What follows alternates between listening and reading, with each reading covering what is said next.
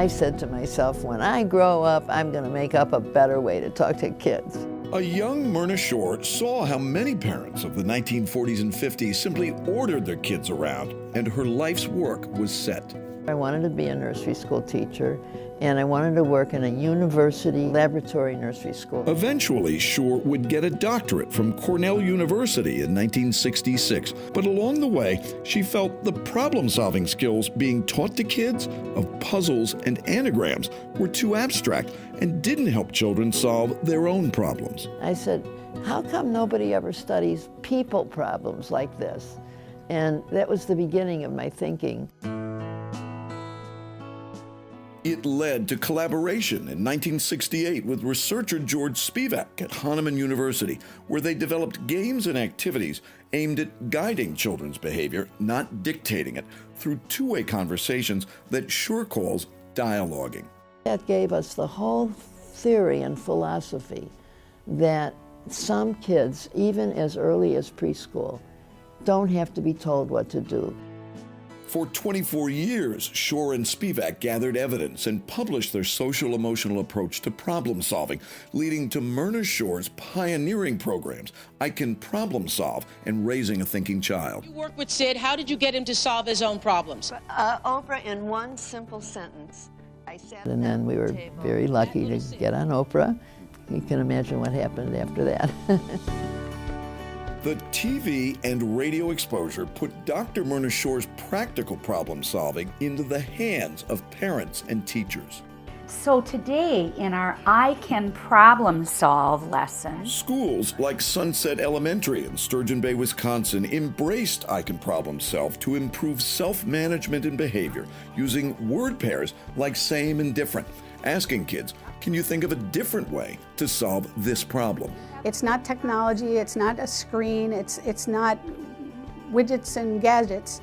It's really conversation and teaching children how to talk to each other. They can just use it as part of their everyday work. It becomes the way they approach almost everything they do in the classroom. The parents work with their kids on these word pairs and develop this system so that when there is an issue, they can use one of those words that engages the kids to think rather than react. Moy Zahler's daughter, Hope, used to torment her little brother and the family cat until I Can Problem Solve and Raising a Thinking Child stopped the button pushing. Hey, the cat has feelings too, or your brother, he's getting hurt too, you know? Kind of made her like, okay, like, what do you mean? Tell me more. So it started this dialogue that wasn't there before. Use words to solve a problem. What do you see on this page that makes you happy?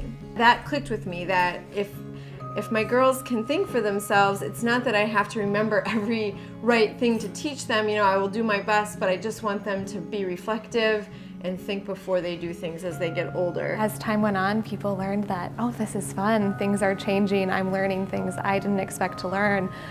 They were telling their friends and their family members, and now we're at full capacity. Whether you're 4 or 104, dialoguing and listening to how other people feel, and knowing that sometimes you have to compromise, and knowing there's more than one way to have a solution. Hey, it works on my 27-year-old. We're getting calls all over the United States, but we're also seeing an increase in people internationally that are interested in the program.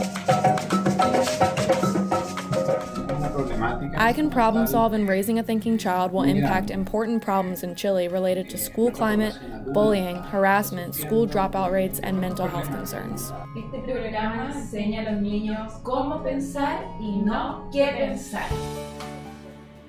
As Dr. Myrna Shure revises and re-releases her groundbreaking series of Thinking Child, Preteen, and Thinking Parent books, some these days consider it common sense. But raising a thinking child wasn't always common sense until Myrna Shure made it that way. She did indeed create a better way to talk to kids. It's really very simple, and it really changes the way children behave, and maybe, just maybe, we can have a more empathic and humane world as time goes by.